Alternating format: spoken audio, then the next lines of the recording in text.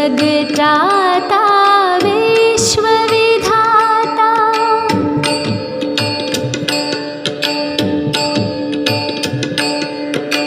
प्राणसखा त्रिभुवन प्रतिपालक, प्राणसखा त्रिभुवन प्रतिपालक, जीवन के अवलंबन है, जीवन के अवलंबन है।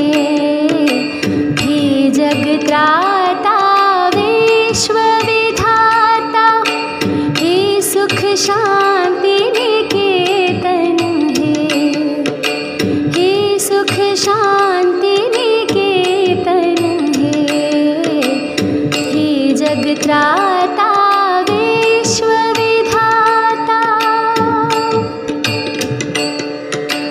हे सुख शांति निकेतन है, हे सुख शांति निकेतन है, हे सुख शांति निकेतन है, हे सुख शांति निकेतन है, हे सुख शांति निकेतन है, हे सुख शांति निकेतन है।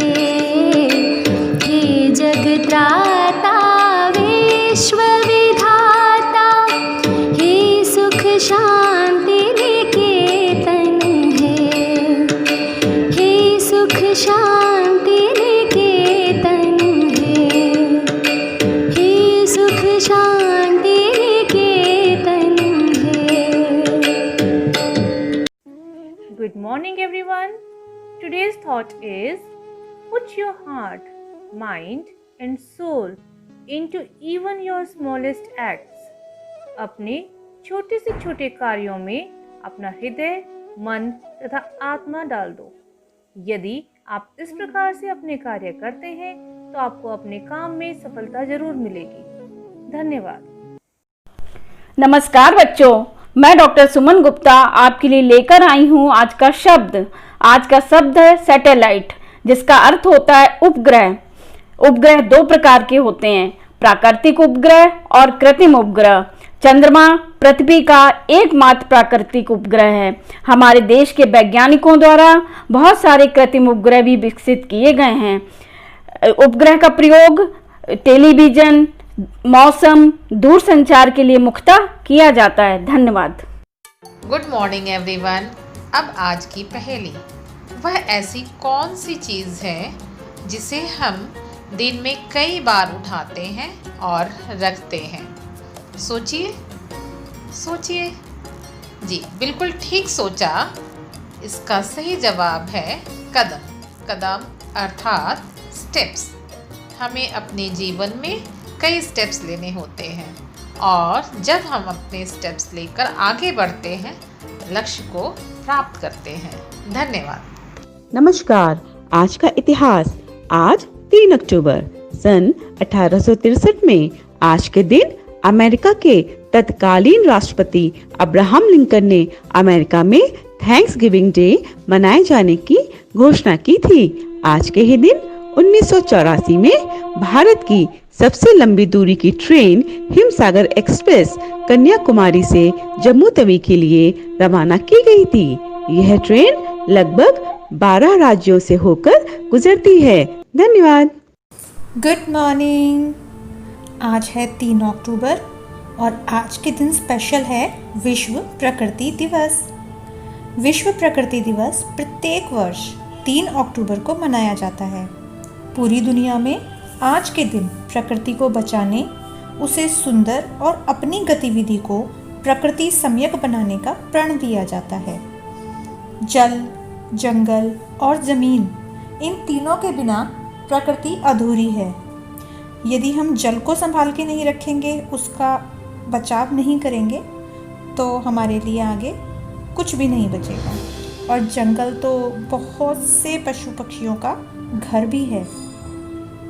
वर्तमान जीवन में मनुष्य इन्हीं सब संसाधनों को नष्ट करने पर तुला हुआ है। अतः बहुत ज़रूरी है कि तीनों का संरक्षण और पुनः चक्रण किया जाए। धन्यवाद। नमस्कार, प्रस्तुत है आज की प्रश्नोत्तरी। प्रश्न संख्या 1, प्रवासी भारतीय दिवस कब मनाया जाता है? प्रवासी भारतीय दिवस 9 जनवरी को मनाया जाता है। प्रश्न संख्या 2, राष्ट्रीय युवा दिवस कब मनाया जाता है? राष्ट्रीय युवा दिवस 12 जनवरी स्वामी विवेकानंद के जन्म दिवस के रूप में मनाया जाता है। प्रश्न संख्या 3, थल सेना दिवस कब मनाया जाता है? थल सेना दिवस 15 जनवरी को मनाया जाता है। प्रश्न संख्या 4, राष्ट्रीय पर्यटन दिवस कब मनाया जाता है? राष्ट्रीय पर्यटन दिवस 25 जनवरी को मनाया जाता है। धन्यवाद। Good morning. Today's rhyme is ABC. Let's start now. A, B, C. Tumble down D. A, B, C. Tumble down D. The cat's in the cupboard and can't see me. The cat's in the cupboard and can't see me. Thank you. नमस्कार, प्रस्तुत है आज की कहानी ईश्वर कहाँ है।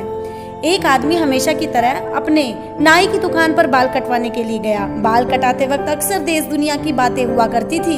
आज भी विभिन्न बातें सिनेमा, राजनीति, खेल पर हुई। अचानक ईश्वर के अस्तित्व को लेकर बात होने लगी।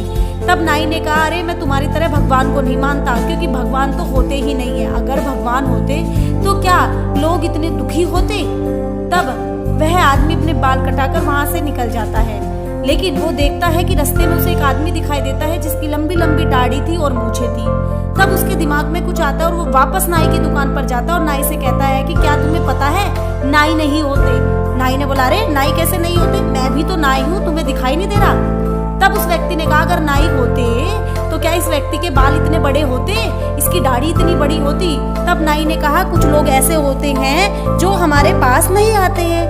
तब उस व्यक्ति ने कहा, यही तो ईश्वर भी होते हैं, पर कुछ लोग उनके पास नहीं जाते हैं, इसीलिए दुनिया में इतने दुख और दर्द हैं। तो समझे? धन्यवाद। प्यारे बच्चों, सुबह का नमस्कार।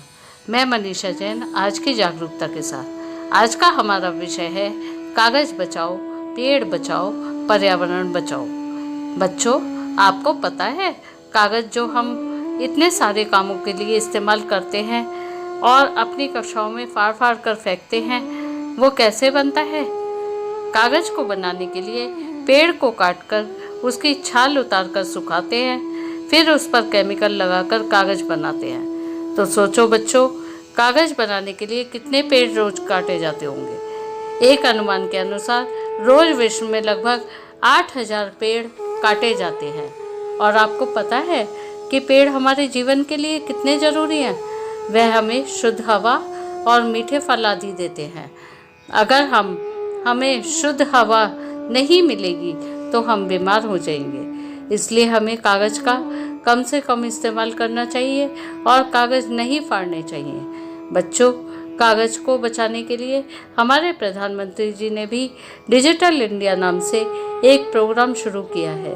तो आज से हम शपथ लेते हैं कि हम कागज़ नहीं फाड़ेंगे और कागज़ बचाएंगे और अपने पर्यावरण को शुद्ध रखेंगे। धन्यवाद।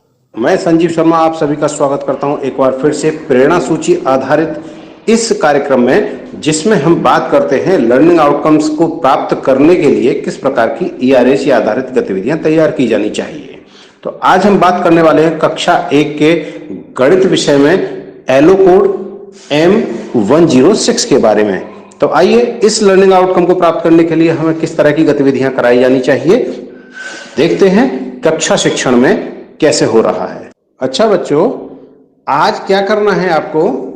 अभी आप ये पता करो कि आपकी क्लास में आज कितने बच्चे हैं, कितने छात्र उपस्थित हैं, और जो संख्या आपको समझ में आए, जितनी गिनती आप गिने, उसे चुपचाप से अपनी कॉपी पर लिख लें।